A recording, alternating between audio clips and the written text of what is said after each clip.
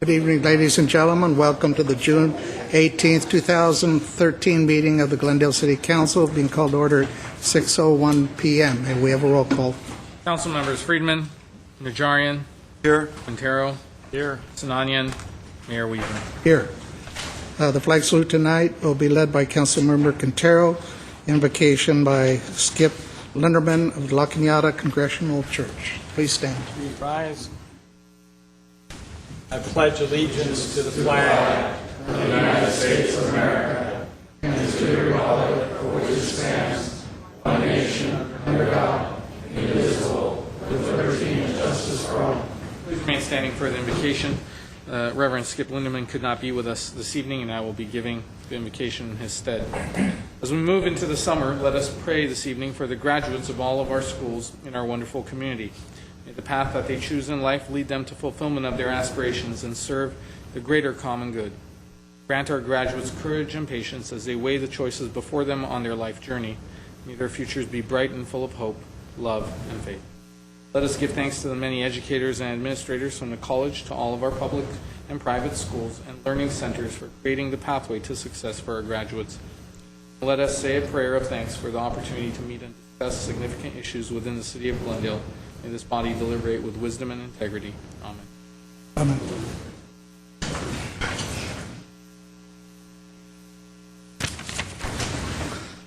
Thank you. May we have your report? Agenda for the June 18, 2013 regular meeting of the Glendale City Council was posted on Thursday, June 13, 2013 on the bulletin board outside City Hall. Thank you. What is next, please? Next on the agenda under presentation and appointments, 3A is the agenda preview for the meetings of June 25, 2013. And Ms. Beers.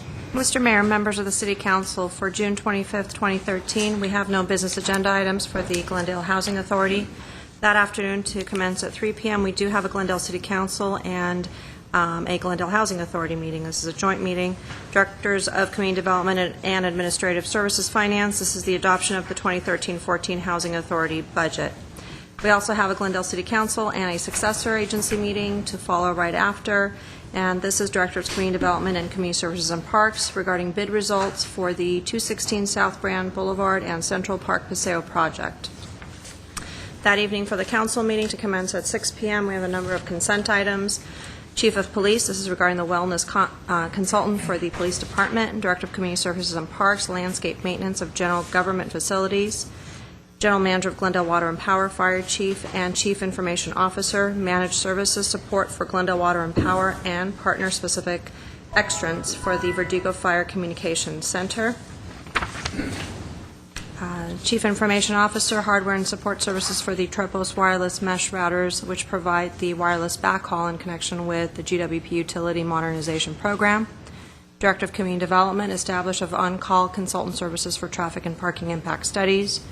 Director of Community Services and Parks, Playground Replacement Project for New York and Dunsmore Parks. General Manager of Glendale Water and Power and CIO. This is the iNet fiber optic cable replacement project to replace the existing charter business system. City Attorney, this is regarding the City Council meeting calendar for fiscal year 13-14.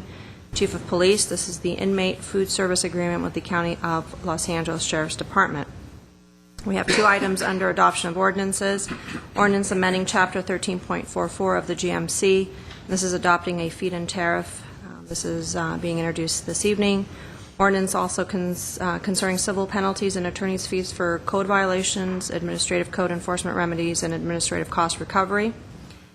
And we have a number of action items that evening. For 8A, Director of Community Services and Parks, Edison School Pacific Park Artificial Turf Project. Director of Community Services and Parks, this is a transfer of maintenance, operation, and management responsibility of Stengel Field. Director of Administrative Services Finance, that's adoption of our 2013, 14 City of Glendale budget and citywide fee schedule. And the last three items, Director of Administrative Services Finance, the annual GWP transfer. Director of Administrative Services Finance, this is the adoption of the City of Glendale's 2013-14 GAN appropriation limit. And lastly, General Manager of Glendale Water and Power, and this is a 5-year supply contract of proprietary water treatment chemicals at the Grayson Power Plant. And that, sir, concludes my report. That's all? Yes. Okay. What is next, please? Next item is proclamation designating the week of June 16th through the 22nd, 2013 as Amateur Radio Week. Thank you. Gentlemen, come forth while I read the proclamation.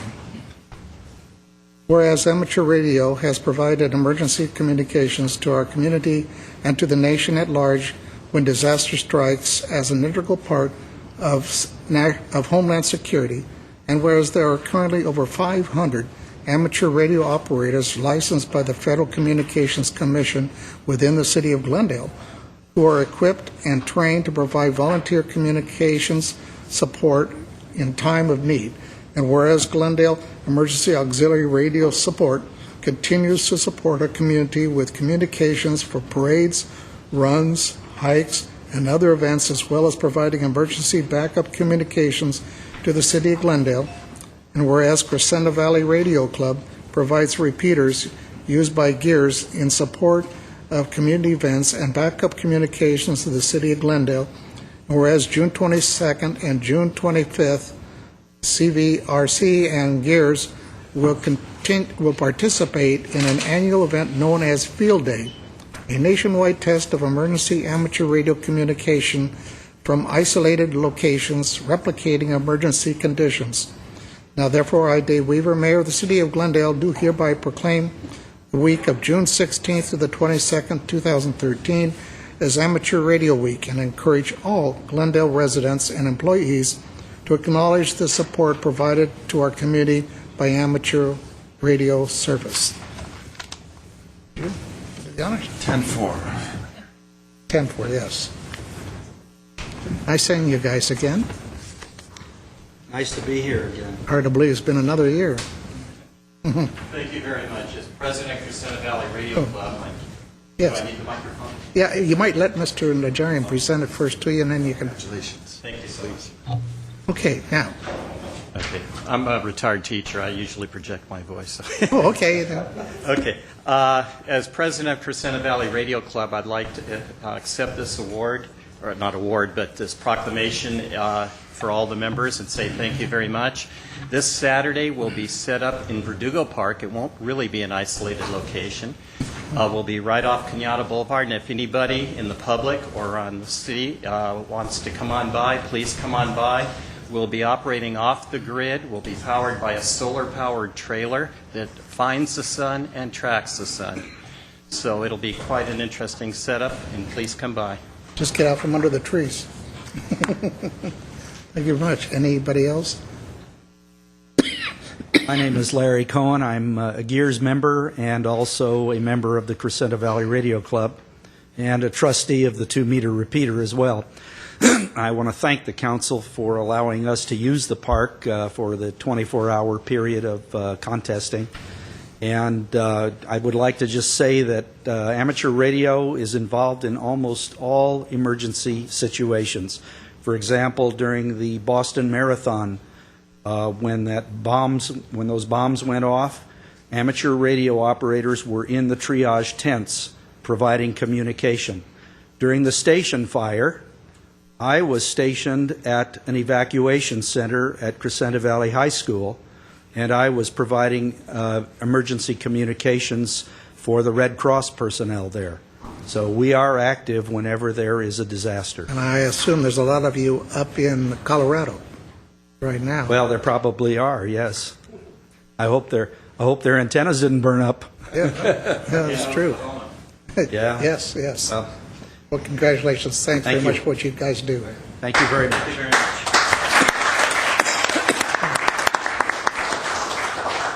Okay, what is next, please? Next, at 3C is appointment of board and commission members nominated by Councilmember Friedman on June 11, 2013. This was to be continued for the regular city council meeting of June 25, 2013 at 6 p.m. Okay, and that'll be for the nomination? She has already made nominations. We'll be But voting. the others, okay, but the others, if they don't nominate today, then they will nominate next week with the vote the following week, correct? Well, I would defer to our city attorney for direction on that, but I believe that there can be nominations made today if anyone chooses to do so. Well, I don't know that everybody's going to make nominations today. I have a few.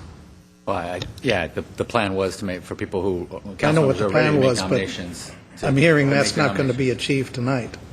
That's why I'm asking, if everybody does not nominate tonight, will they nominate next week and the vote taken the following week? I think so, yes. Yeah. But I think if council members are ready to make their nominations tonight, they should do so. In addition, given Councilmember Sinanian's unavailability, he did submit his nominees in writing, and Mr. Kasakian will read them into the record so that they're in the record so they can be voted on next week. And we'll have all the resumes when we vote on them, right? Okay, how do we want to work this? We have Councilwoman Friedman's all listed here. So Councilmember Friedman, Mr. Mayor, did make her nominations last week. The next listed item on the agenda would be the board and commission nominations for Councilmember Najarian. And Mr. Najarian. I do have my list, but before I announce the names, I would like to thank everyone that did apply for a board or commission. It is a very difficult job selecting a commissioner to serve because there are so many people in Glendale, good residents, that are interested.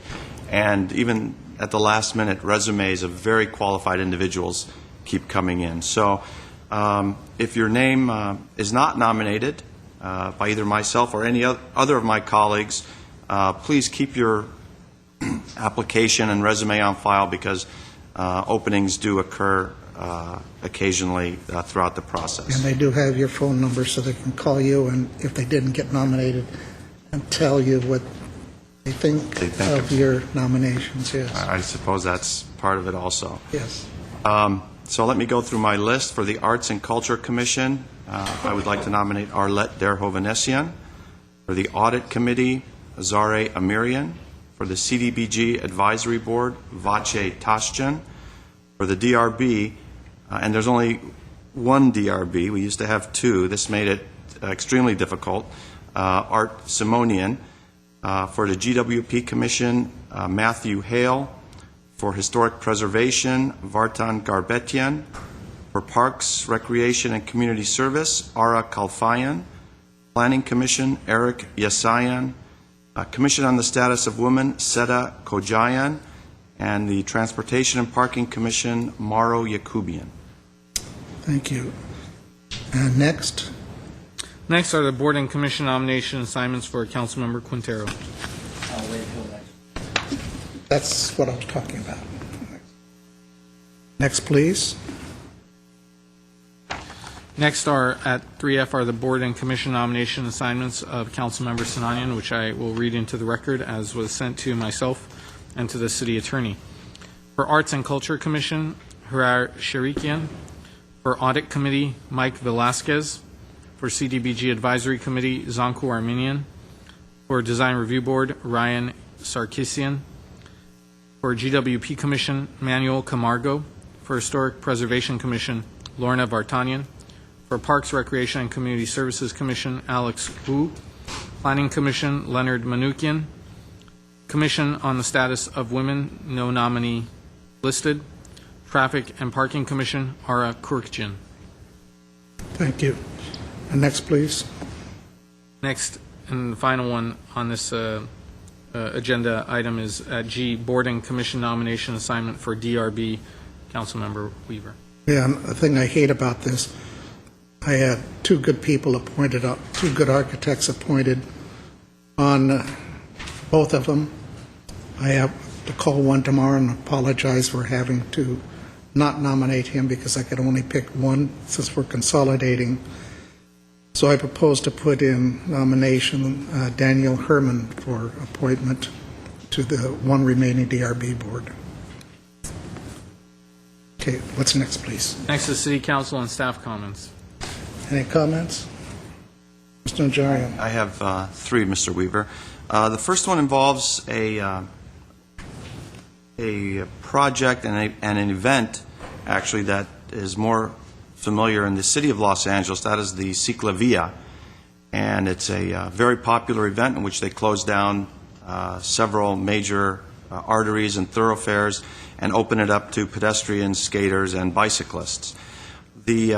The organizers of Ciclavia have come to the city of Glendale, and I've met with the council, many of the council members and staff, asking to see if we would be interested in such an event to take place at least partially on our Glendale streets, and I think we gave them a positive reception. The only problem is funding. Ciclavias cost anywhere from $200,000 to $500,000 an event to put on. So in order to encourage the actual success of such an event that would involve the city of Glendale, I will be making a motion at the MTA board to locate and provide funding for additional ciclavias throughout the county, but with the intent that one of them take place in Glendale, at least be on some Glendale streets. It may not be entirely within the city of Glendale, but at least start or finish or include Glendale. And all the details of that are still obviously up in the air. There's no route set, there's no date, there's no length of time, but just to give everyone a heads up that a ciclavia may be a little bit closer to being a reality in Glendale. The next item that I'd like to discuss is something that the council voted on several weeks ago, and it was in response to community concerns regarding wildlife and the presence of bears. We had a string of bears coming down, and we had cougars and bobcats, and council voted to approve the development of a program. Along, I must say, with the folks in Northwest Glendale, Agop Baltayan and Shea Harbor approached me around January and said, why can't we do this? We don't want to shoot the coyotes. We don't want to trap them or poison them. But if you just let us know where they are and develop a system where we can locate them and keep our pets and our young children indoors, we can manage our own affairs. So Glendale, through the help of our great new IS director and his staff, sat down to work on this wildlife safety map, is what we call it. And this is what it actually looks like. It's accessed through the city's website. And anyone that encounters or sees a wild animal, and there are limits to the wild animals. We have bears, bobcats, coyotes, deer. Not human. Not human wild animals, no. We let the police department take care of that. Oh, okay. Bobcats, you can access this. This is an actual screenshot of our website. Access it, put the appropriate information down, and there will be an icon which pops up on the map. So we have our IS folks here, and I forgot the gentleman's name. Damien. If you can just tell us how this is, how a resident would access this and report a sighting, and I'm just going to turn it over to you. Certainly. Our primary objective with this was to keep it simple and keep it easy for the residents to use. So we tried to keep it sort of in a three-step process. First off, if you have, just when you go to the main site, which is what we're looking at here, you can just hover over the different sections of the city, and you see in the bottom right, it changes the numbers. So in this section that I'm hovering over right now, we have 1 coyote reported in the last 7 days. Beyond that, if I saw a coyote or if I saw a different animal, I could report it and actually add my position to this map. What you do, there's a couple ways you can search. This is step one, searching for your location. You can search in the search bar here, or you can use the tool to zoom in to the location that you know you want. For example, I'm going to use Brand Park, and it'll zoom me into Brand Park. And then step two is you add your sighting. We've narrowed it down to these 5 kind of primary animal types that people will see. In this case, I'm going to choose, let's say, a coyote, because they've been so prevalent. In there, you can select a spot and click on it. At that point, I can choose to either accept that location, or if I don't like that location, I can click remove and pick another location. It'll only let you do 1 location at a time. Lastly, step 3 is you choose a date and hit submit. So what this is we only keep them for 7 days. So I choose today's date because I saw it today, or if I saw it yesterday, I could put in something from yesterday. And we only keep 7 days, and we hit submit. I'm not going to hit submit right now because I don't want to, put something at Brandon Park that wasn't actually there. But that's the simplicity of the system, and hopefully it works for the residents. Folks can just get on the city's web page and access this to see if there's anything in the neighborhood or to report something. And I understand we are the first municipality in the entire state of California that has developed this and is now using this. So, Officer Lorenz, Sergeant Lorenz, if you could add something. Yes, Mayor Weaver, members of City Council, City staff, Sergeant Tom Lorenz from the Police Department and Public Information Officer. Actually, when this launched just about 10 days ago, we had several mountain lion sightings, and people call us and advise us they're concerned for the safety of their pets and their small children. And as soon as we posted it, got it out on Twitter, we got a call from the California Department of Fish and Game from Sacramento, who monitors our Twitter feeds, believe it or not. And they said, "What's this?" And I explained it to them that this was direction from council, ISD staff, and he goes, I had to ask him, is there any other cities out there like this? And he says, this is the first one in the state of California that I've seen. According to ISD staff, they tried to research it when they built this, developed this in-house. This is an in-house project. They could not find any other city that had a wildlife tracking map. We haven't found one yet. Doesn't mean there may not be one somewhere out there, but this is unique. And I'd like to add one more important thing. We've had several reports of coyote sightings, and I think maybe some of you have got some emails this morning about some aggressive behaviors with coyotes with people walking their dogs. With that being the case, it's a good time to relaunch this and let people know it does exist and you can use it. But hopefully change maybe behaviors of our residents. If you see bears in your neighborhood based on the map, then you know it's probably a good idea to secure your trash cans so they don't get to it. If, in fact, we do have mountain lions or coyotes and you're worried about your small pets, maybe you should make sure that you keep your small pets inside and, of course, most importantly, keep an eye on your small children. So we hope this works. It's a good educational piece. It's readily available. You can access it by phones, smartphones, tablets. I think it'll be effective, and I think this was a good one for City Council to come up with. Thank you, Tom. Yes, Mayor, good work by council and staff. I'd like to thank, again, everyone's support on the dais, as well as the hard work by our new IT director, Brian, and what's your last name, Brian? Hanley. Ganley, sorry about that, and Damien and the whole staff. The last thing, I'd like to ask Peter Zovak to come up. One of the problems we have in Glendale for those folks trying to obtain Section 8 housing is a high number of fraudulent activity where scam artists will fool the Section 8 hopeful, take their money, promise them the world, actually promise them a Section 8 voucher, and they come up empty-handed. And our housing staff, community development, and what's the whole name? Community development. Community development staff has come up with a program. If you could please take it away, Peter. Thank you. Mr. Mayor, members of the council, community development staff just wanted to take a minute to announce the launching of a public service announcement regarding the Section 8 program.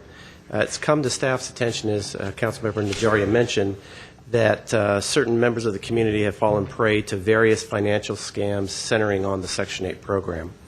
In some instances, people have gone as far as opening up phony businesses with the promise of providing and issuing Section 8 vouchers in exchange for money, and considerable amount of money.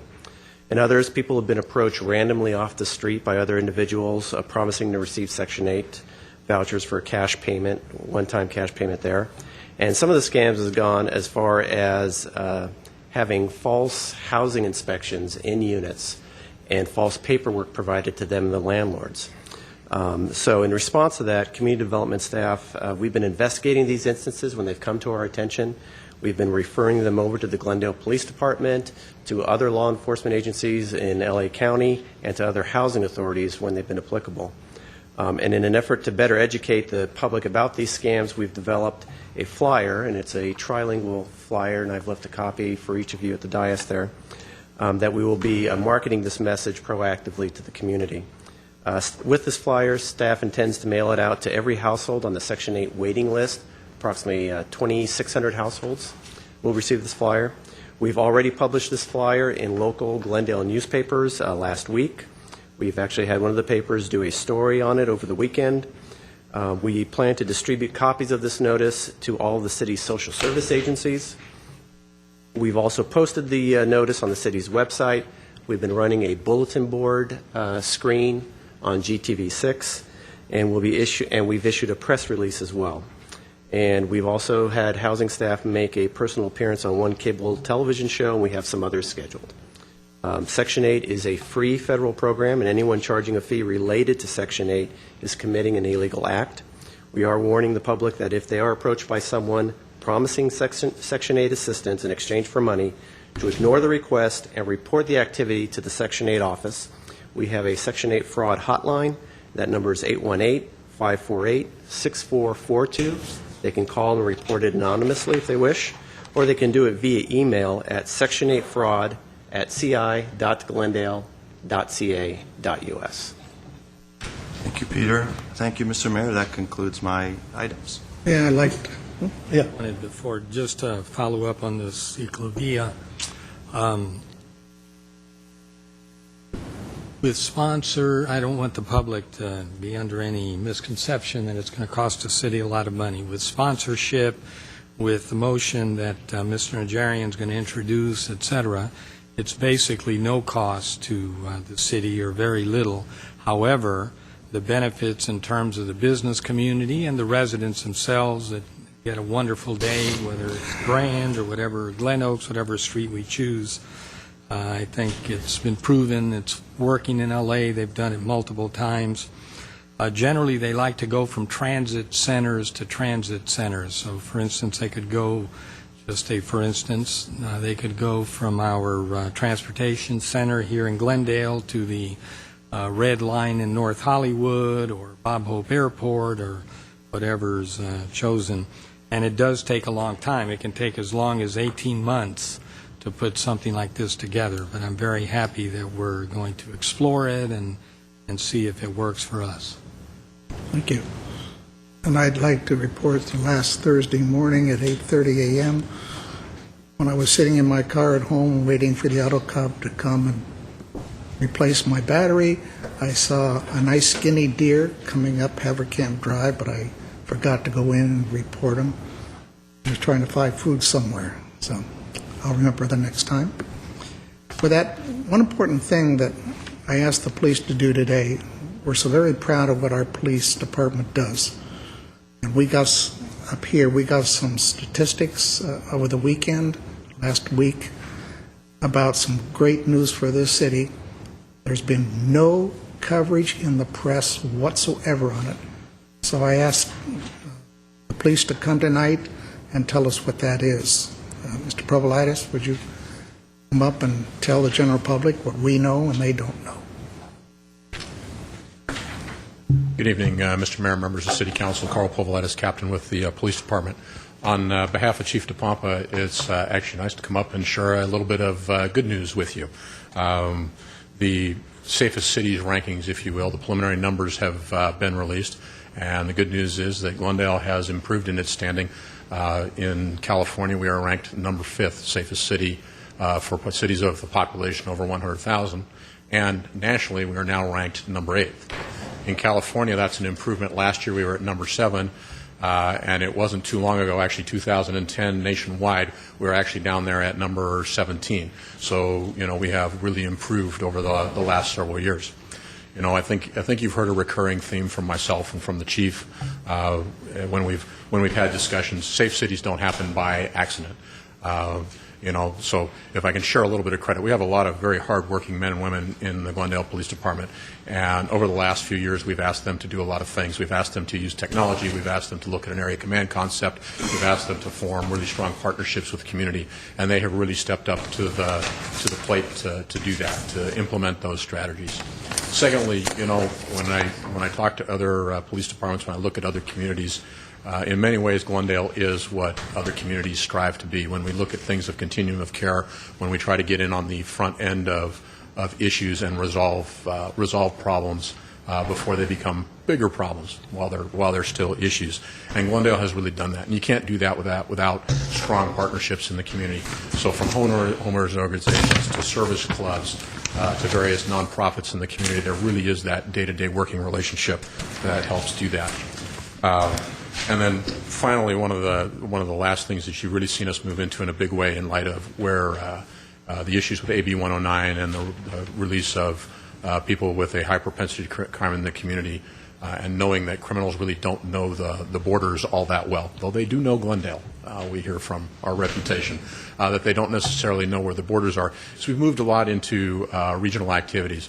We have a Marshals Task Force that goes out and looks, if you will, for the bad of the bad that commit crimes on the regional basis. We have our Eurasian Organized Crime Task Force, and then most recently we have an AB 109 Task Force that will be working between Burbank, Glendale, and San Fernando, really focusing in on those people who are committing crime that are under the supervision and those that are rated either high risk or ultra high risk in terms of their propensity to commit crime. And then the last thing I think I'd like to really add with you is as you kind of look at the top 10 safest cities, you know, Glendale is somewhat unique. When you look at California, we're one of 4 cities that in 2012 posted either a crime reduction or was flat in terms of their Part 1 crimes. Irvine was flat, and it said we're the only one who posted a double-digit reduction in our Part 1 crimes. Everybody else in that list has started to see crime turn around, and they looked at, although they're still in the top 10, they started to see increases. And you'll notice a similar trend nationwide. And hence you'll see us continue to be on the cutting edge, looking at regional task forces to address that. And as we started off this year, we started to see some spikes in some of our property crimes, and using our technology, asking our people to be creative on their strategies and using those partnerships with communities, we move resources to address those. And it looks like right now, even year over year for this year, we're down about 4%. And so it is actually some very, very good news. We also do predictive policing, too. That's correct. That's one of those. Now I see other cities starting to do it. Yeah, that's one of those strategies that involves the use of technology or a combination of technology and if you will, human brain power to really look at crimes and not only analyze where it's been, but to try and determine where you think it will be next and to implement a strategy that prevents it from occurring to reduce crime as opposed to waiting to respond to it. Thank you very much, Captain. Thank you. That's so important. Out of the whole United States of America, we're the 8th safest of 100,000. Think about it. And then we have people come in here and say, now that we're so safe, we don't need as many police. I just had to get that out. Yes, so it is hard work keeping a community safe on all sides. You do a bang-up job with. We have fewer police per capita than Burbank, Pasadena, or L.A., and I don't know how many other cities. And we still have that ranking. Just great work by our police. Thank you so much. Thank you. And That is something to be proud of.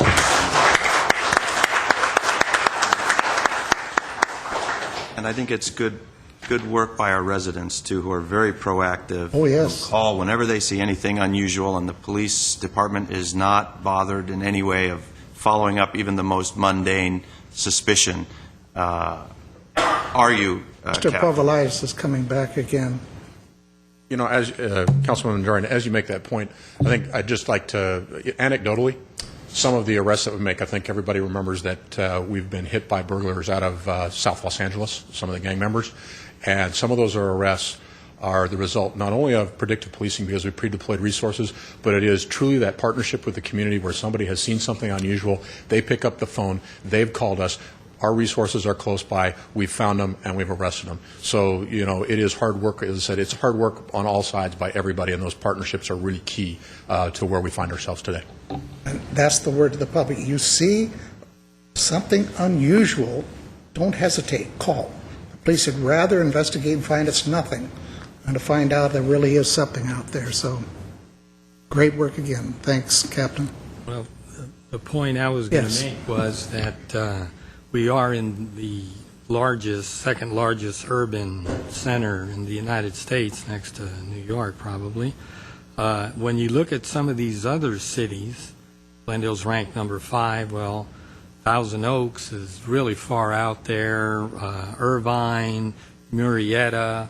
So really, when you look at only Torrance, it's basically, they're a little bit lower than us, but it's basically Glendale and the city of Torrance in the middle of this large urban area that continues to have these types of... And we're an old, built-out community. It's not like these new communities that have come up in the last 10, 20 years. Yeah, we are an urban center, and we're 12 miles out of downtown Los Angeles, so it's a little bit different environment than some of the the more modern, if you will, planned communities with tract homes, and so it's a different environment. But this is a great community to work in, live in. And when you consider, I think there's 52 active gangs in Glendale that live and eat here. They're not committing crimes here, but they're here. 52, right, Captain? Right. Just think about that. Thank you again. Yeah. One last thing, Mr. Ochoa, if you would, some of the council members ended up reading Mr. Kay's article last week on the MWD where Ms. Friedman voted on something that we thought should have come to the council to vote on, and I guess staff advised her and she went and did it. Would that be the norm, or is it, in the future, would it be that if it involves money coming back, potentially coming back to the city, that we would give direction to her in the future? Your policies to this point don't require your city council members acting in their liaison assignments to outside agencies to come back to council for anything. You basically vest them to represent the community's interests. In this particular case at MWD, the issue was whether or not to seek a refund or to allow them to pay expenses. She asked for the recommendation from staff, which we provided, and she acted on that. Yeah. I just happen to feel, see, Mr. Quintero and I are on the airport commission, but there's nothing ever involved so far in airport monies coming to the city. There's nothing, but MWD is different. It's potentially our money out there coming back. Do we want to take it or leave it? So I don't know about my colleagues, but I kind of think if it probably will never happen again. But where it involves money coming back. Well, they do consider rate increases on a fairly regular basis, as you know. The recommendation from staff at the end of the day was focused on water revenues, money that would have to stay with the water fund, to the extent that the CIP, as you know from the budget deliberations, is fully funded. We wouldn't use that money for CIP. Because it's one-time money, it wouldn't be an ongoing benefit to ratepayers. And as a member of MWD, their expenses are in many ways our expenses, for better or for worse in terms of what their rate structure is and what their cost centers are. So again, if it wasn't going to draw any benefit, I think she, in talking with her, saw it as more of a more pedestrian decision in line with previous decisions that MWD has made before. I just didn't read the article. A lot of the smaller cities all wanted the money back.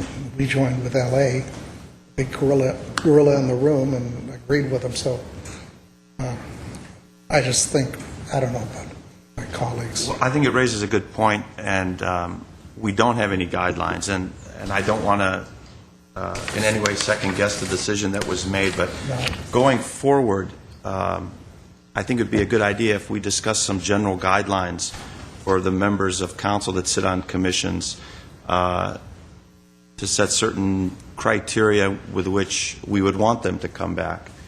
And money. And money is definitely one of them. And maybe we can have a discussion on that in terms of, and I don't mean necessarily setting an ordinance or a statute, but just general guidelines that we hope to aspire to when an issue comes before any one of us as we sit on a board. We'll probably never see that ever again, where MWD is flush with cash and is asking if you'd like it back. Mr. Mayor, Councilmember Najarian, if you'd like, we could bring, if you're asking to agendize an item and you get a second, we can certainly bring back a discussion of a policy on what items need to come back from council members serving on commissions. Covering all right. commissions that we could possibly beyond, and sort of setting the length of the freedom of a commissioner, and then set a point where at least council should be informed, and the public, not just, it's not just council, but it's the public as well, as to an issue that's coming forth. Brief, don't make a long report.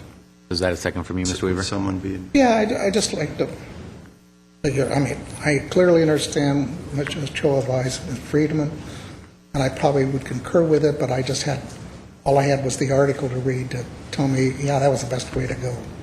That's all. Okay, what is next, please?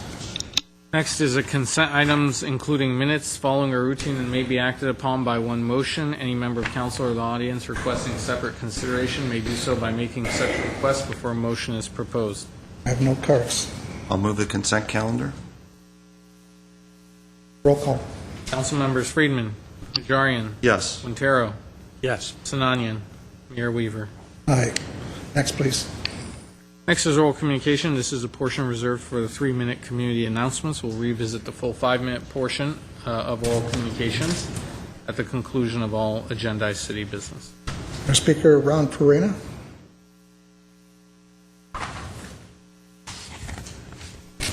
Good evening, Mayor Weaver, City Council, and City staff. I'm Ron Farina. I'm the Executive Director of the American Red Cross, Glendale, Crescenta Valley Chapter. This coming Thursday, we're having our 7th annual wine, cheese, and chocolate tasting event at the Forest Lawn Museum. And I'm also here to bring you a special message from a very special friend of the Red Cross and a friend of Glendale. Thank you for your attention. I'm Fritz Coleman from NBC4, and I'd like to take this opportunity to announce my candidacy for mayor of Glendale. Yes, the dream is finally about to come true, and I'm running on the platform that you've known about for a long time, putting in that monorail between the Americana and the Glendale Galleria. With your help, we can make it happen. Not really. But now that I got your attention and I made you slightly nauseous, let me help you have a beautiful evening to help our friends at the Glendale Crescenta Valley chapter of the American Red Cross. They do wonderful work. The thing about the Red Cross is it doesn't require any salesmanship. Once again, we find ourselves in the debt of the Red Cross for the great work they're doing in the aftermath of the Moore tornado. And we can support them, and you can have a beautiful early summer evening. I have been to the last 2 or 3 of these wine tasting and art arrangements up at the Forest Lawn Museum at Forest Lawn, Glendale. It is spectacular. It's at a time of the day when the sun is setting and you get this beautiful view of the city, and you will meet lovely, like-minded people and have a great time. It's going to be on Thursday, June 20th, from 5:30 to 8 o'clock at the Forest Lawn Museum, which is very interesting if you've never seen it in itself, up at Forest Lawn, Glendale. Now, the tickets are $60, but 2 for $100. And, of course, this is a fundraiser to continue the good work of the Glendale Crescenta Valley chapter of the American Red Cross. If you'd like ticket information or more information about the event itself, go to 818-243-3121. That's 818-243-3121, extension 115. Or you can contact them by the Internet, just by hooking up with Ron Farina at ronald.farina@redcross.org, ronald.farina@redcross.org. We hope you'll join us. And if you are interested in backing me for mayor, just go to fritzcolemansuperpac.org. Have a great day. One last thing to add is that tickets are available online at our favorite website, glendalearts.org. Everyone's invited, and thanks for the opportunity. Tell him that he shouldn't consider running for mayor. I'm going to tell him that. You come on Thursday, and you can tell him yourself. Like you dig up to 60, I will. Thank you all so much. Thank you. I had to put up with a challenge from Kim Kardashian, so it's your turn, Mr. Weaver. You're in the hot spot. Geez. They haven't even named the baby yet. CNN's conducting a contest to name the baby. Steve Goldsworthy.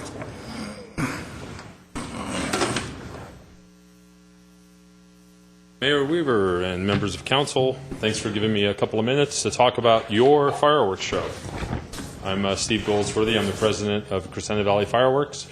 But I'm here to express all the members of all the residents of Glendale and South Glendale, Central, Downtown, North Glendale, far north, way far north, where the Bears live, should all be coming to our 4th of July fireworks celebration. It's Thursday, July 4th. Gates open at 4 o'clock. If you buy your tickets ahead of time, it's $7. Kids 7 and under are free. So we encourage families. It's a great event. It's a safe event.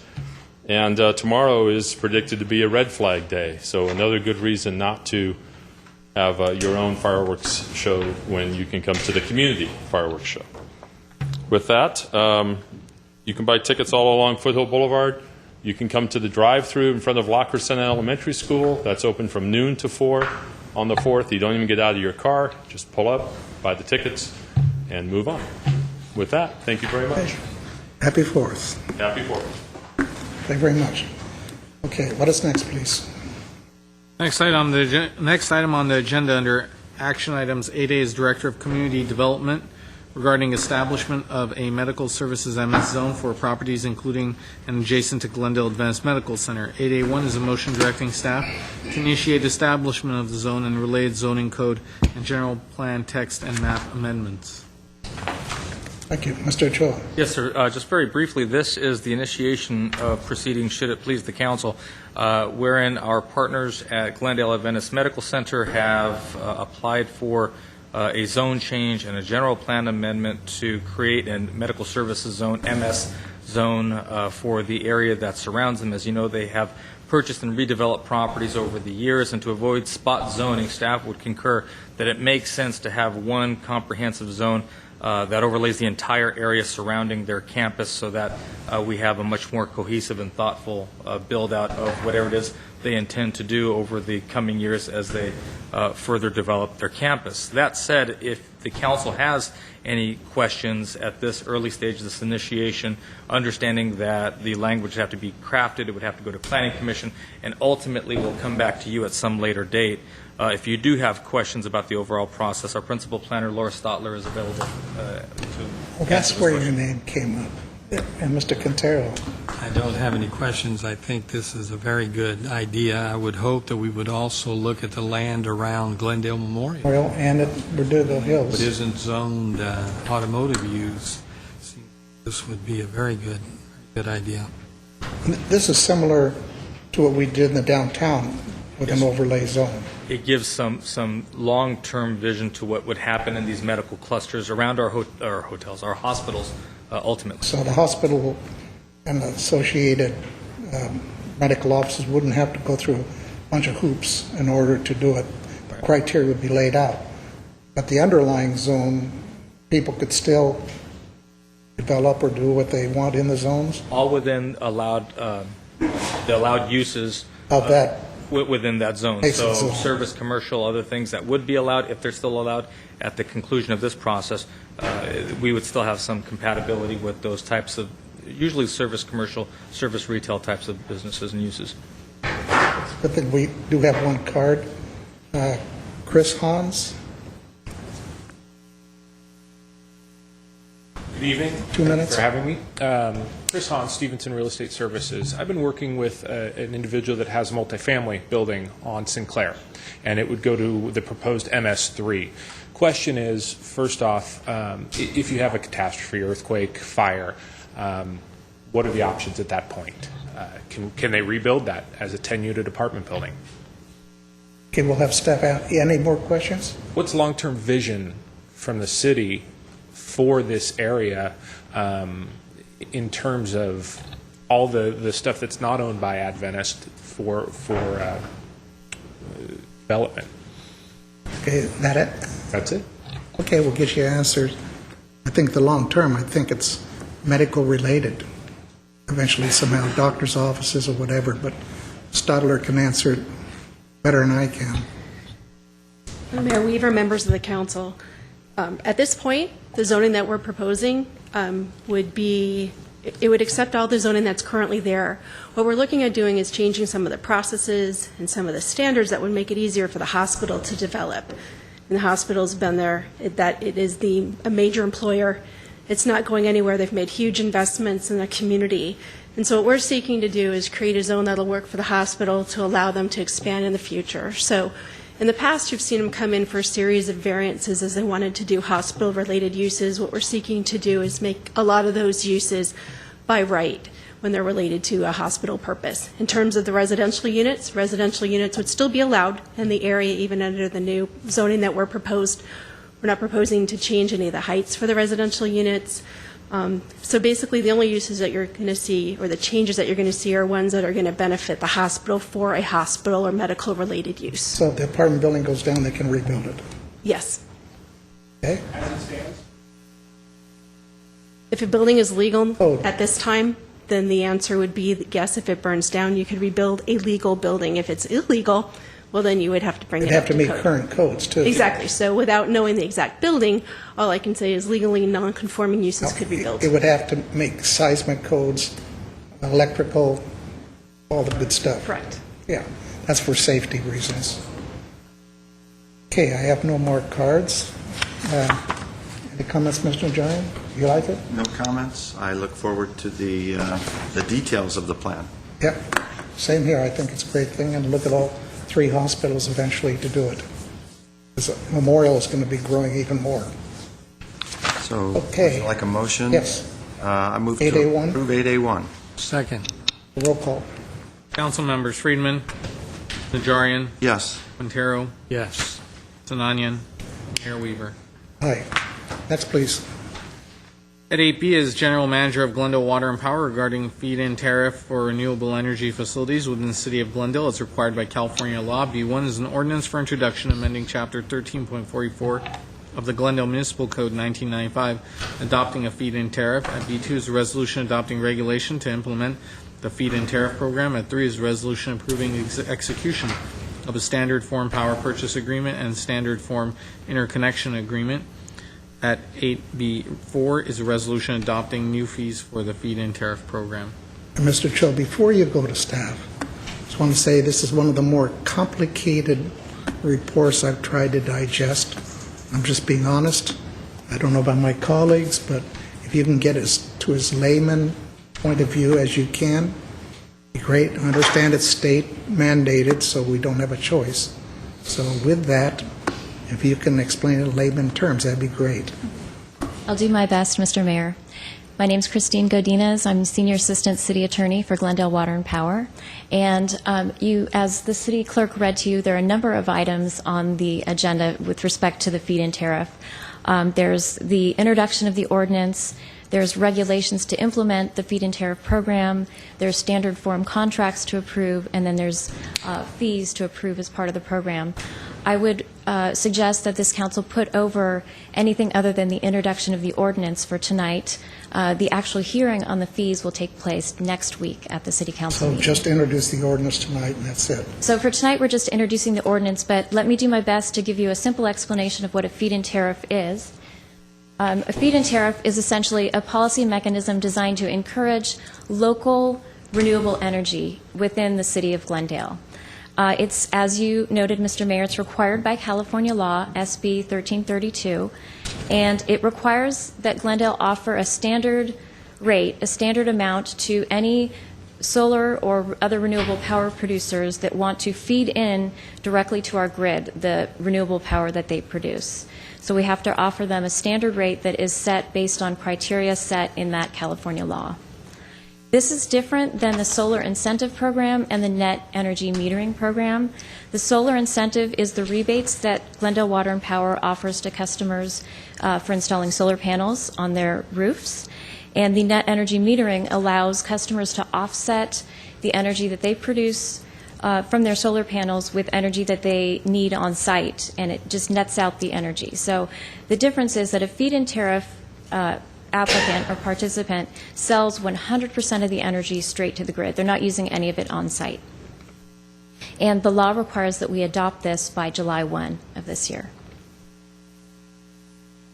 So eligibility for the feed-in tariff program, the law requires that it be offered on a first-come, first-served basis, and that's what Glendale proposes to do. And we are required by law to offer up to 4.2 megawatts. That's our citywide maximum amount that we are required to offer. We can increase that under the ordinance as we've drafted it to higher than that amount. And Glendale has set individual system cap of 1.4 megawatts, and that's just based on the ability of our system to handle the inputted energy. Just for purposes of understanding what exactly that represents, the Glendale Community College solar project, which is probably one that most of us are familiar with, that's 260 kilowatts. So to get to 4.2 megawatts, we need 16 of those projects.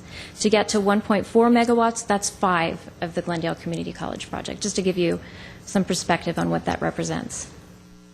As I said before, the producer needs to sell 100% of the power to us, and the energy has to be renewable. And that's important to Glendale because, as you know, we've got these state mandates that require that we procure a certain portion, and it's 33% by 2020 of our energy has to come from renewable sources. So we would get not only the energy from these sources, but we would also get the renewable credits, the green rights associated with that power. And that's important because we can count that towards that state mandate. The participants don't need to be customers of GWP, and in fact, in many cases, they probably would be solar developers. And there are certain criteria in the state statute that allows us to deny an application. For example, if they're not complying with building codes or if the interconnection can't handle it. Under those circumstances, we can deny it. The law says they have a right to appeal it to the City Council, and we've included that in the ordinance. As I mentioned before, the law is extremely specific about what needs to be taken into account when we set this rate. It doesn't leave discretion. In that regard, we have to consider the value of every kilowatt hour of power generated on a time of delivery basis. So we really have to pay for the cost of that power. Also, the avoided costs for distribution and transmission system upgrades, whether it generates energy in a manner that offsets peak demand, and the environmental and greenhouse gas reduction compliance costs. And very, very importantly, this amount that we pay to these customers and this program has to be cost neutral to our other customers. So we're not allowed to shift the costs by, for example, paying a higher rate and subsidizing it through residential rates. That doesn't work under either the terms of SB 1332 or Proposition 26. So we're limited in that regard. So Glendale's formula for its feed-in tariff, on the next slide, is it's set forth in the staff report. It's the avoided cost of energy that we would otherwise have to purchase on the spot market, and that's variable. So Glendale's intent is to set this rate on quarterly periods, just based on what the market rates are, plus the value of the RECs. The RECs are those renewable green rights that I was talking about that give us the ability to use this power for our renewable purposes, plus the avoided greenhouse gas compliance costs, and the avoided transmission and distribution losses. So those are the elements that the law required that we take into account, and that's what we've done in the rate that Glendale Water and Power has established.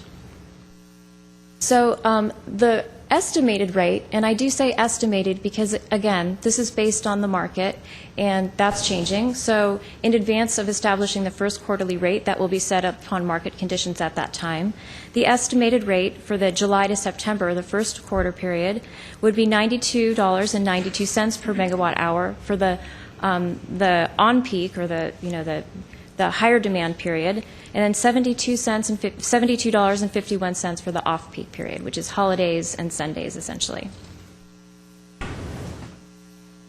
On the next slide, we've got a comparison to what other city rates are for the feed-in tariff. So you see Glendale's rate, and I say at the top that it's an apples to oranges comparison because it truly is difficult to do an apples to apples comparison. There are just so many different variables between the different cities in terms of what their systems are, what their avoided costs are. It's going to be different depending on the system. And also, each of those utilities defines on-peak and off-peak differently. Some have something called mid-peak, some have super-peak, some differentiate between summer and winter. So it's really, truly hard to come up with an apples-to-apples comparison. I should also note that Glendale's rate, as I mentioned, is set quarterly, whereas many of the other cities are set on an annual basis, and still others set one rate for the life of the contract. So ours is truly an effort to tie it to the actual cost of energy. If you set it one rate for a 20-year period, it's a little bit harder to tie that to your actual cost of energy, so we didn't want to go that route. Now I just want to briefly talk about fees. There are 4 fees that are part of this program, and again, this will be the subject of the hearing next week, so I won't get into too much detail, but there's an application fee, there's a reservation deposit, which secures the applicant's place in line, and that's fully refundable as long as up until the time that they sign the contract. And even after they sign the contract, it's refundable unless they fail to build the system within the time period they said they would, plus a grace period of 90 days. So failing that, they get that money back. The interconnection study fee is the fee to study what the technical and engineering aspects are and the impact that it will have on our system. And then the design and construction costs, that would be the actual costs incurred. And again, we can't shift the cost to other customers, so that's why we're charging the actual cost. These are cost recovery. Yes, correct. And then my last slide, we have a comparison to the fees of other cities. Our fees are comparable with those of the other utilities that do have a feed-in tariff rate. You'll notice that Burbank and Pasadena are not on this list. That's because they don't meet the threshold for needing to comply with this law. It's 75,000 customers is the threshold, and they're under that, so they don't need to, at least at this point, comply with the feed-in tariff law. And with that, I'd be happy to answer any questions, and I know that GWP staff here is here as well to answer questions. Mr. Quintero. I'm curious, and maybe Ramon will be best situated to answer the question, but outside of solar, is there any other conceivable source here in the geographic confines of the city of Glendale? I mean, when I read biomass, I read so many different, but I'm just curious. Not going to build a wind farm. I think it's probably going to be solar, but I think potentially fuel cells might be the only one, but those need to come, they need to have a renewable fuel. So I don't know if I want to add to that. Councilmember Quintero, Mr. Mayor, members of council, Steve Lenz, Chief Assistant General Manager. I mean, conceivably, if the technology improves, you could have wind, you could have some small hydro. I think the economics of those technologies at this point don't really pencil out. So probably right now we're looking primarily at solar, but at some point in time when technology changes, it could be anything that the CEC will certify as renewable. anything coming off of, I mean, it's obviously our land, it's our landfill. Anything coming off of that, if a private company set up a system at the landfill, would they also qualify for FIT, or that would be considered a municipal enterprise? It depends on the structure of the deal that we work with that developer. We are talking to some developers who are looking at various areas in the Glendale area, Brand Park or the landfill above Brand, and then Shoal. But at this point, we're still kind of looking at numbers and haven't developed that project. There's no other comments. I do have one card. Jim Janelle from our neighboring city, Pasadena. Good evening, Mr. Mayor, members of the council. My name is Jim Janelle. I'm the head of Run On Sun. We're a solar developer in Pasadena. The whole point of a feed-in tariff is to incentivize the introduction of solar projects. The feed-in tariff in Los Angeles, which is your best point of comparison, is paying 17 cents per kilowatt hour. You're paying between 7.3 and 9.3. Okay? When you look at the calculation for a 100 kilowatt project, you're going to make $25,200 in revenue in year one in DWP territory. You're going to make $13,600 in year one here. Put another way, in LADWP territory, you're going to have a break even in 6 years.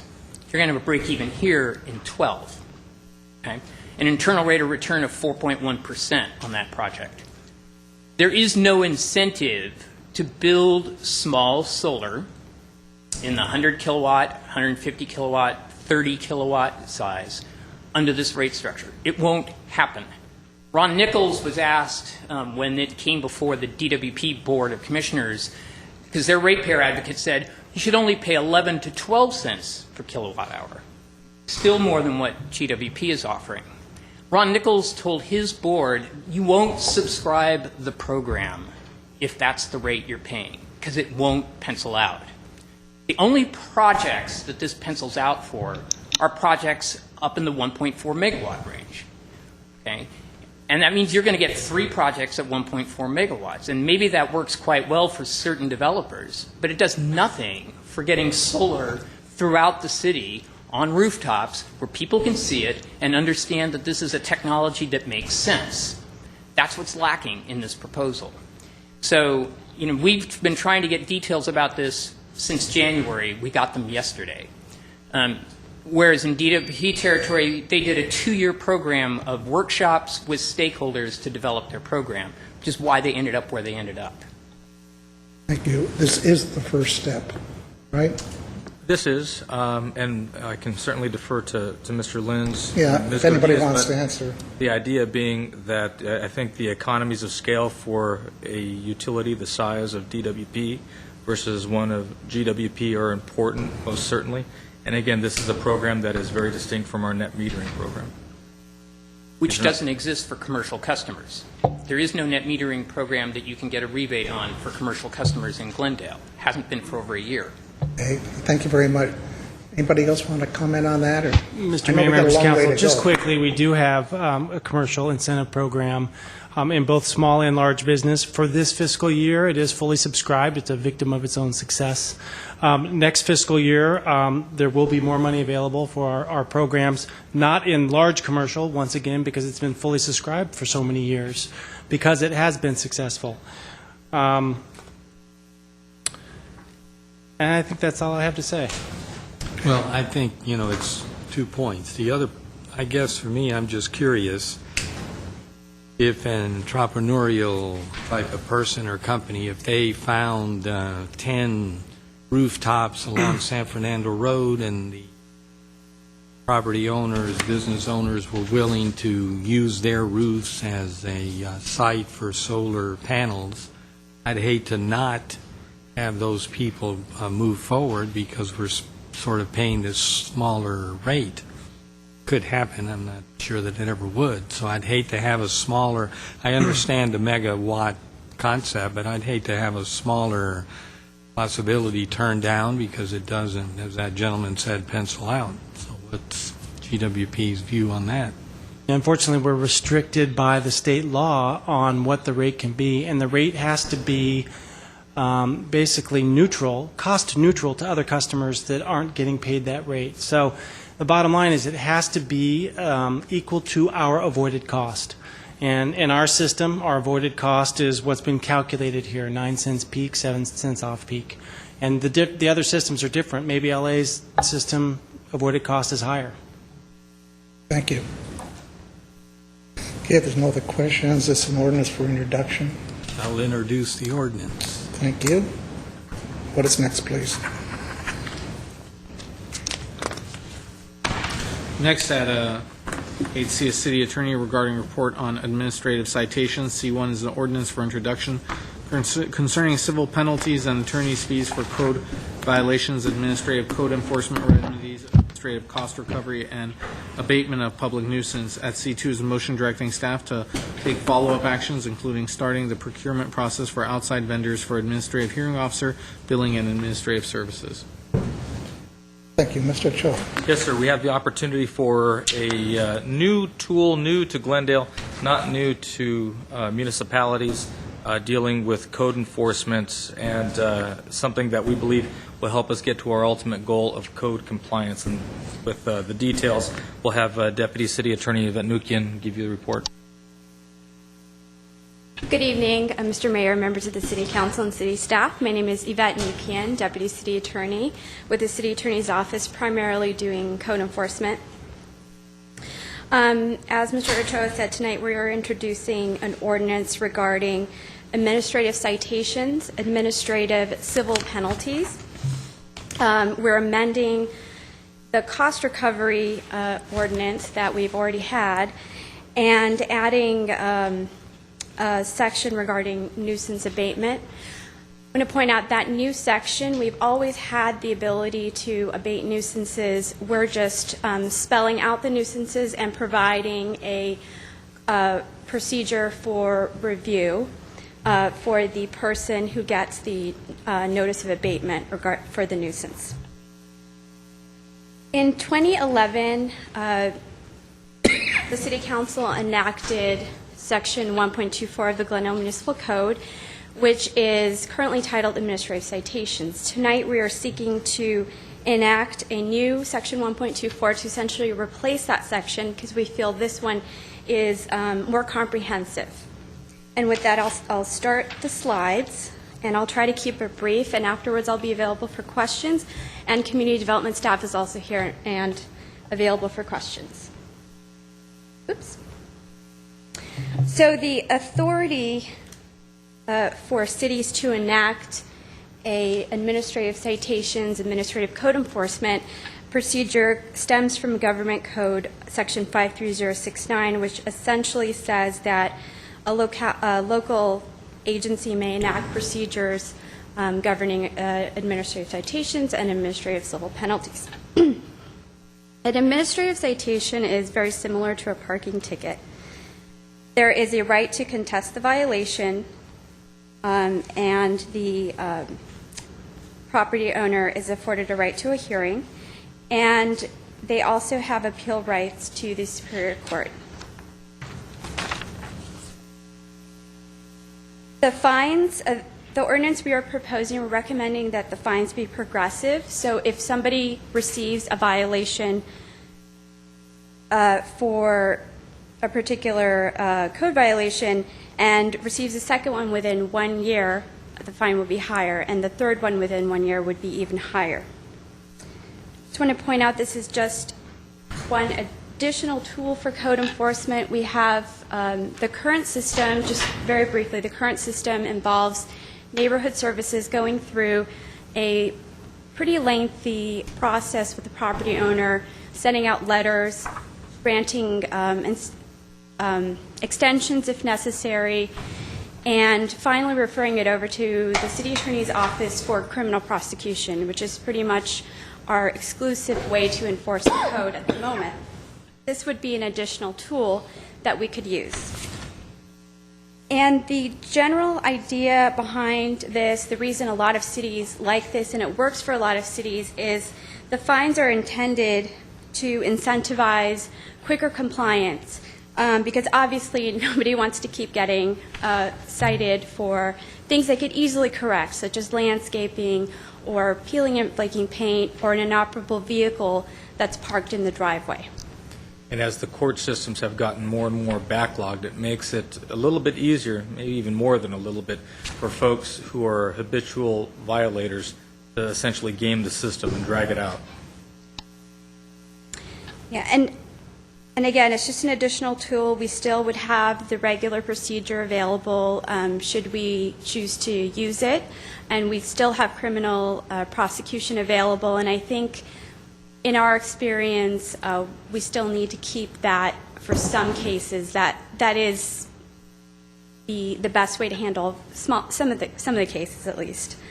And as Mr. Ochoa mentioned, the idea is to prevent people from trying to just buy time and delay when they're perfectly capable of correcting a violation. So it's a benefit to the community. The citation process, the way it's presented in the ordinance, inspectors, neighborhood services inspectors, typically work through complaints. They get a complaint, they go out and verify that there is a violation, and determine whether administrative citation is appropriate.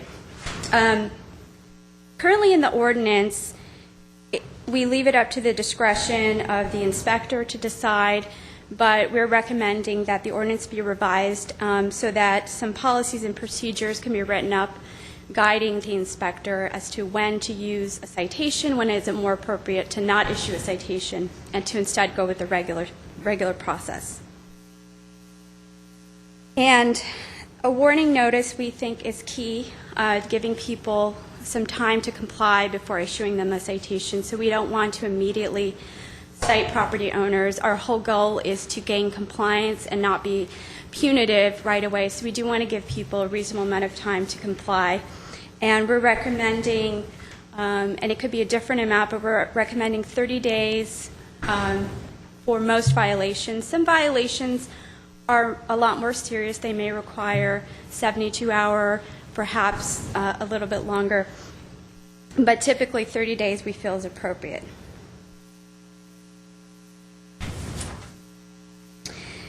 If a violation remains after the deadline that the inspector gives, then the inspector then issues the citation, and obviously citation may be paid or it can be contested. And the inspector can mail or leave the citation at the property depending on if it is the property owner that is being cited or if it's the tenant being cited, and that has a benefit in that our current system, if we're citing people into court, we have to cite them personally, and they have to sign a notice to appear in court. Under this administrative citation, we don't have to necessarily find the person, although that is the best practice, and we recommend that happening. This way, people can't claim, "I never got it," I don't know anything about the citation.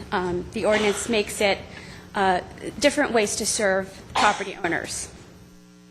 And all the information regarding payment and how to contest the citation will obviously be on the citation. And this process can be repeated up to the third citation.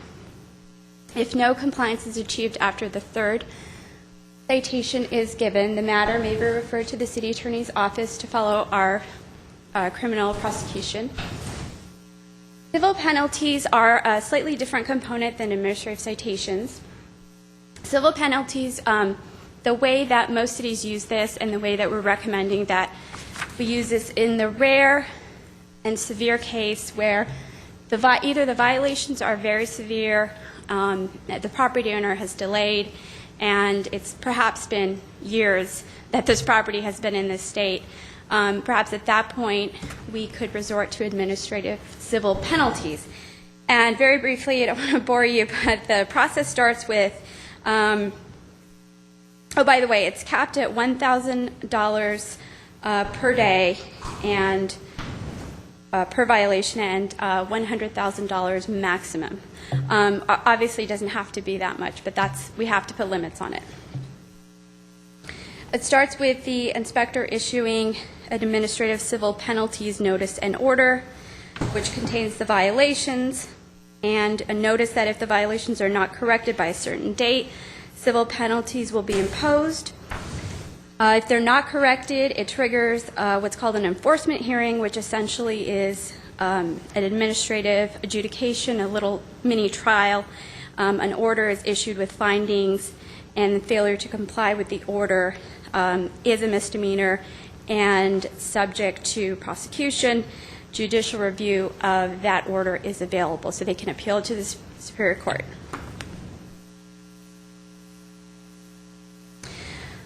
The process for contesting the violations, the way we've set it up, the fine would be paid in advance before the hearing is granted. This is to guard against an adverse result, so the violator or the property owner that just wishes to appeal, has no intention of paying it, and just wants to waste everyone's time, figures I have nothing to lose if I just appeal this.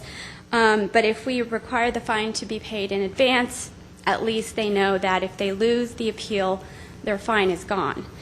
We don't have to do this. Most cities do this. Very few, a very small percentage, do not require an advanced deposit of the fine. Of course, there would be a waiver available for financial hardship.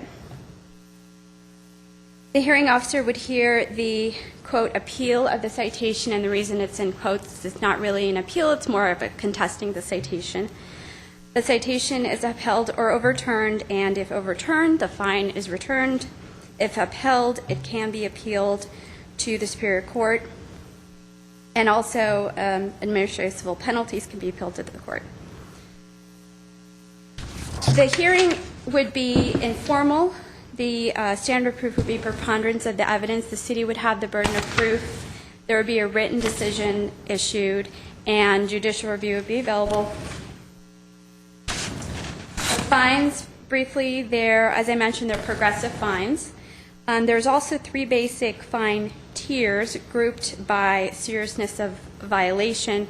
We tried to do our best to group these fines by what we felt was seriousness. So the third tier, taking the most serious tier, would be most permit violations, doing work without permits, violating a stop work order, anything that's health and safety related that's immediate. The second tier would be still health and safety, but a little less serious. And the first tier would be items such as landscaping violations and things that are infractions under our code. Currently, the ordinance as drafted sets the first tier fine amounts in the ordinance, but we recommend revising the ordinance to indicate that the fine amounts be established by resolution so we have the ability to revise them as needed. And we would change the fine amounts, the first tier, from 100, 250, 500 currently in the ordinance, or currently in, the fine schedule, to 100, 200, 500. For collections and administration, we recommend that the sites be processed by an outside vendor selected to administer the program. If the site is not paid, delinquency notices go out, typically up to 3. After the third notice, the matter may be referred to collections or may be referred to the city attorney's office. Obviously, the city's collection agency or the vendor that we would select would have their own collection agency. We can also, we're authorized to record a lien. And, of course, the city attorney's office may prosecute or may take people to small claims court to recover. The outside vendor that we select could also provide hearing officers on a per-hour fee, which leads to the next slide. We do have options for hearing officers. We don't have to go with the outside company hearing officer, although that's what we recommend. The reason we recommend that option, a board or commission may be a little cumbersome, would require a lot of staffing. A qualified city employee could be a hearing officer. However, the problems with that is current staffing levels, it may impact core services, and there may be a perception by people contesting a citation that there's a bias in favor of the city. The outside company, we don't have that problem. There's more of a perception of a fair hearing, minimal staffing impacts. The downside, of course, is we do have to pay a per-hour fee. And that concludes the presentation. If you have any questions, I'll be happy to answer them. Mr. Quintero. And if I could just briefly, so again, we wanted to reemphasize that this is just another tool that we want to add to our toolbox, or add into our toolbox. We're always trying to find the right balance between getting the quickest compliance possible and having to not have to use the hammer of criminal enforcement. And this is something that, as Mr. Ochoa mentioned, is a good tool used by other cities to gain quick compliance. It's not intended to be punitive, but to get, especially for many types of violations where criminal enforcement is just not the best way to go about this. And another thing, again, we want to emphasize that with respect to the collections and hearing officer process, just giving our staffing levels, and it doesn't seem prudent to go down the road of either having staff do this or have a commission do this, but to have an outside vendor. A lot of the cities that we talk to use an outside vendor to handle this process. It's cost effective. The cost of the fines more than exceeds the amount to administer this type of program. So what we're recommending to you is that you introduce the ordinance. We will bring the fine schedule back to you next week when the ordinance comes back for adoption. So you only want us to introduce the ordinance? That's the action for tonight, yes. But we will, just so you know, for next week we will have the adoption of the ordinance as well as the fine schedule that's attached to your report to be approved by resolution. Mr. Terry, you have a question? Yeah, my first question is, so I would assume that someone in violation, whether it's a grievous violation or a minimal one, this is going to speed the process up, right? Correct. That's the general idea in speaking to other cities and in speaking to the one outside company that does this, that contracts with many, many cities. That is generally their experience, that the fines motivate them, it speeds up the process, and violations are corrected, and that frees up staff resources to go do other things and go after other more serious violations, perhaps. And I say that because some of these fines at $100, I would hate for that violator to say, let me pay my $100, it's easier if I don't have to deal with it for another 5 months or 6 months. So how are we going to avoid that? I mean, there's going to be periods of time, 60 days to correct, or 30 days, 45, that type of... Well, the reason that the fine schedule is broken into 3 different tiers, recognizing that some certain types of violations, for example, not doing work without permits, some people might view those as just the cost of doing business, not see the $100 fine as significant. That's why for those types of violations, the initial fine right out of the gate is much higher. So looking at those types of issues, health safety issues, also the fine that are usually in the second tier. So it's intended to get the compliance as quick as possible without being punitive. And I'll tell you... I know we're going to talk about fees next week, but there's just a couple of them that are in $100 that really bug me. Okay. I personally think it should be higher than 100. That's just me.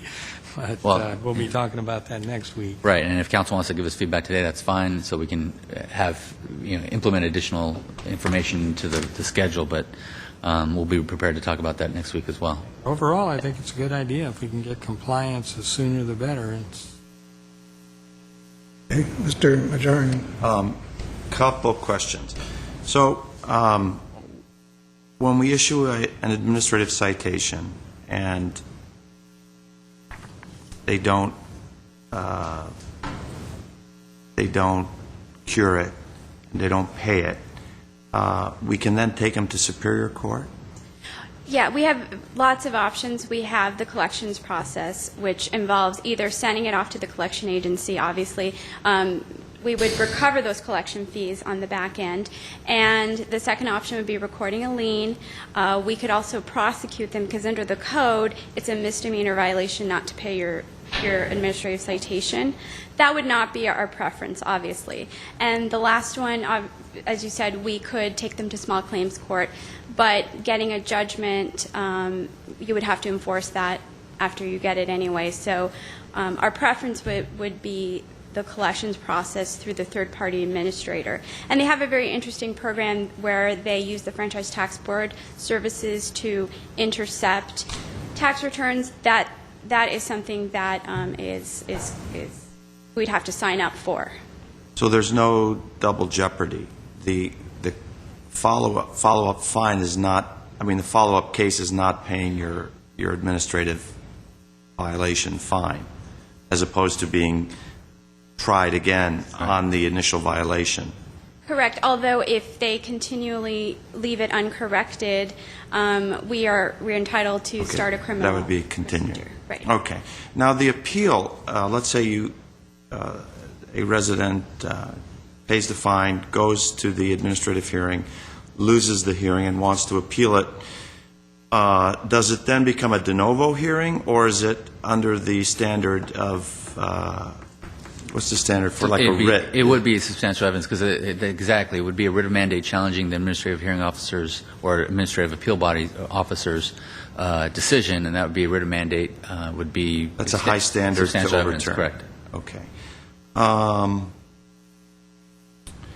Let's see.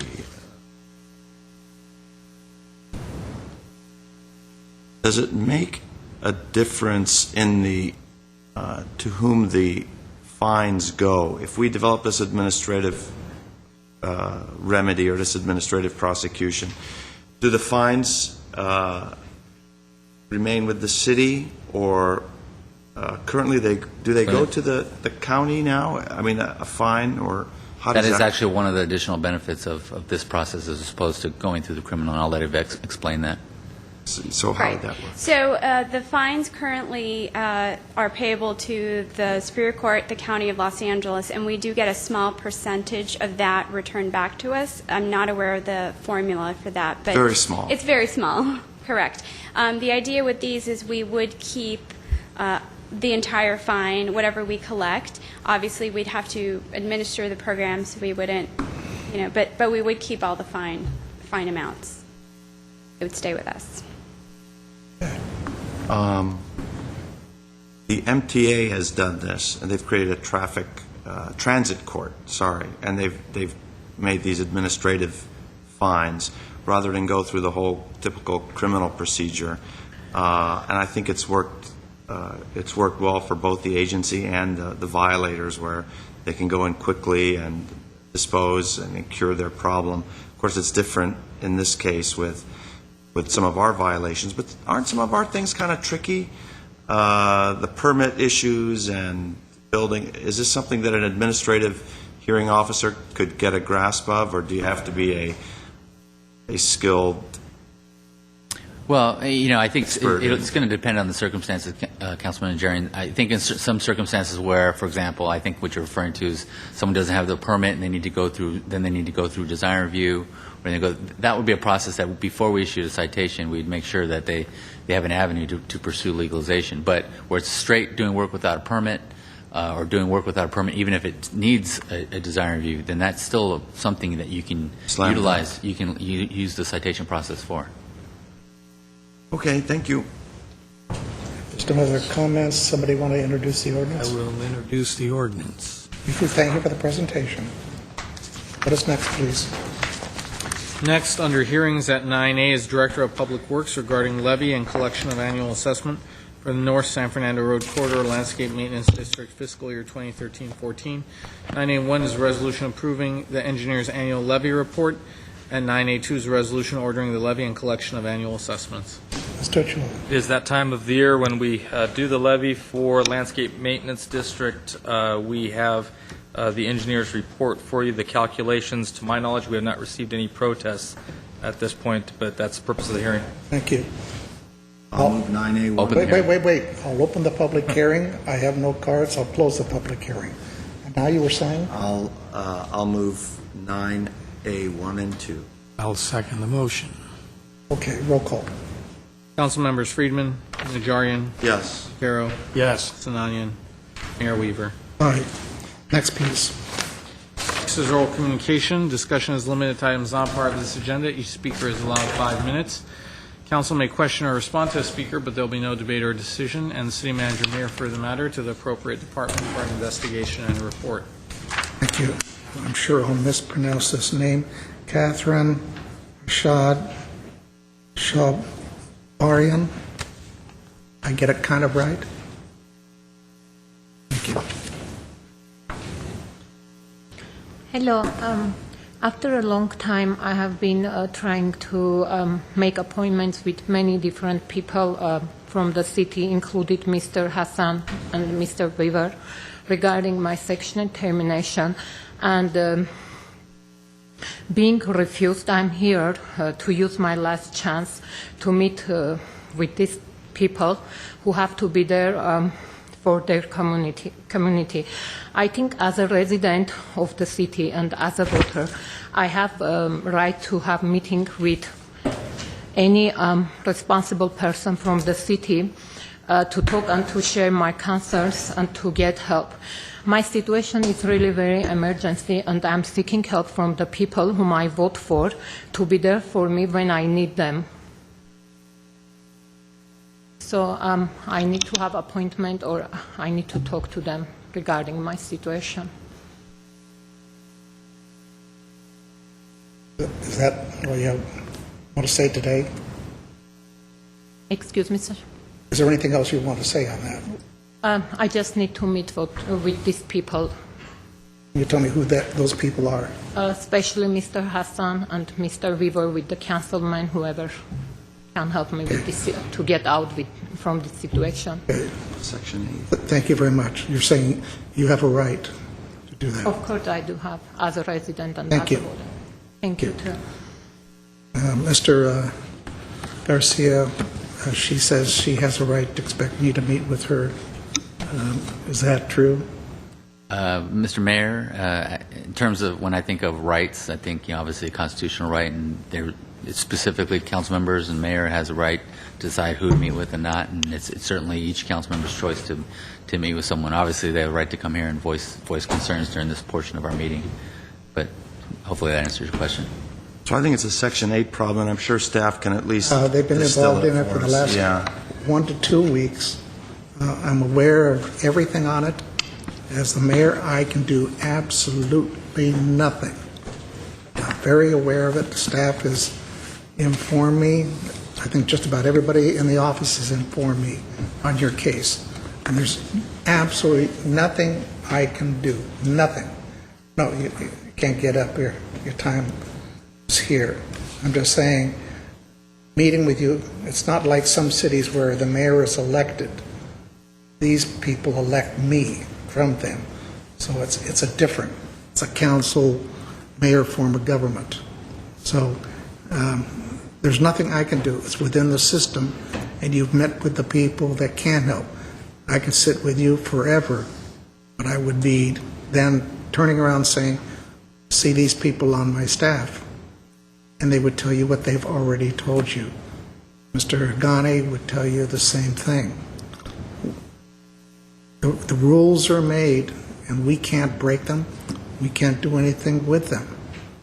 I don't know if you clearly understand that, but I have said I can't meet with you after consultation with 3 or 4 members of the staff, that we've done everything possible we can, and you've been given some recommendations on who to call outside of the city that may be able to help you. So that's all I want to say on that matter. Okay, next speaker, Harry Zavos. No, I'm sorry. Mr. Zavos.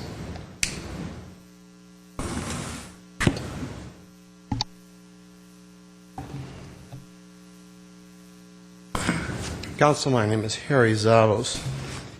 When I've appeared before you to disagree with some of your policies, I've done so respectfully, refraining from personal attack in favor of focusing on issues.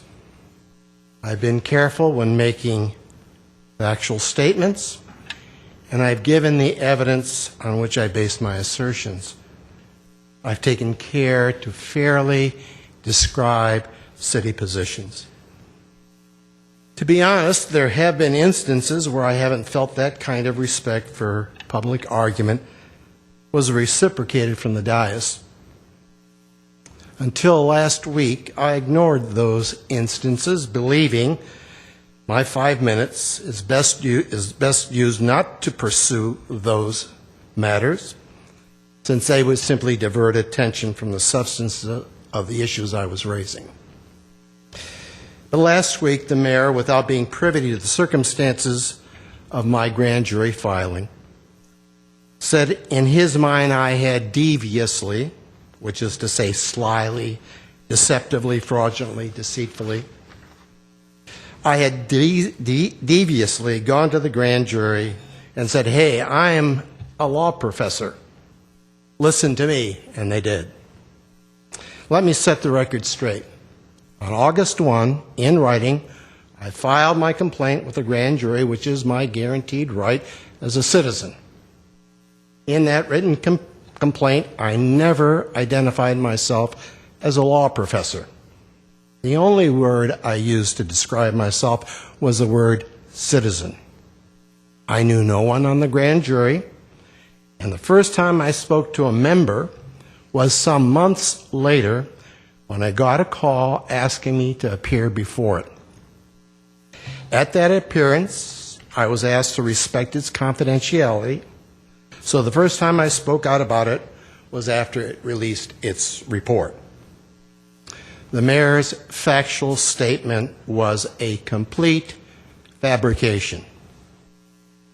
If, as an elected official, I had publicly impugned the character of a citizen with whom I disagreed with the slur devious, because that citizen had exercised his rights under the law, and then I bolstered it with made-up facts, I hope I'd have the humility to publish an apology as widely as I published the slur.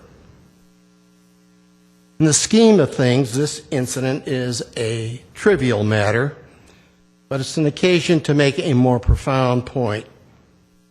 I believe that representative democracy is well served by those who, as a civic duty and out of conviction, vigorously dissent and challenge the actions of their government.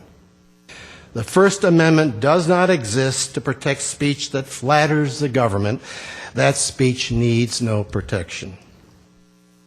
Many shifts in the great issues of our time such as those involving war and civil rights, began with a small and sometimes unpopular minority persistently speaking out. And with some of our great national blunders, they can be ascribed to lack of sufficient critical dissent. Those who publicly dissent and challenge their government fulfill an important role in representative democracy, a role that is one of the reasons for the First Amendment. We are a society that places its faith in the marketplace of ideas, which works best when government does not try to squelch by various means the voices of its critics. Finally, I personally take some comfort in being called a gadfly. When I realized that term was first used to describe a far wiser seeker of truth, Socrates, because he dared to question the political powers that be, I've been put in good company.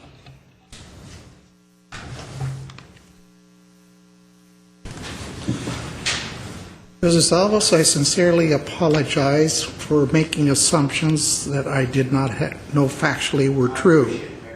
Excuse me? I appreciate it, Mayor. However, all I knew is that they said one individual in this city went to the grand jury. I know so little about the grand jury. One person in this city went, I presume it was you, and the grand jury initiated it based on a report based on that one person. I don't know, is that true? I don't know how a grand jury operates. How did they get involved in this Measure B unless somebody... Generally, Mr. Mayor, they respond to a complaint, which is what they did. And Okay. Mr. Zavos came later after the report was released and told us that he was the complainant. Yeah, so I made assumptions tying certain facts together. So I apologize for that. Mr. Garcia, do we have a copy of that complaint, the written complaint that was made to the grand jury? He said I'd love to. we don't have a copy and they wouldn't give it to us. It's I think Mr. confidential, Zavos but offered it. Thank you, Mr. Zavos. We can... I have no more cards. Is there You have new business? any new business, Mr. I'll move Salkian? to No? adjourn. Second. We stand adjourned at 7:45.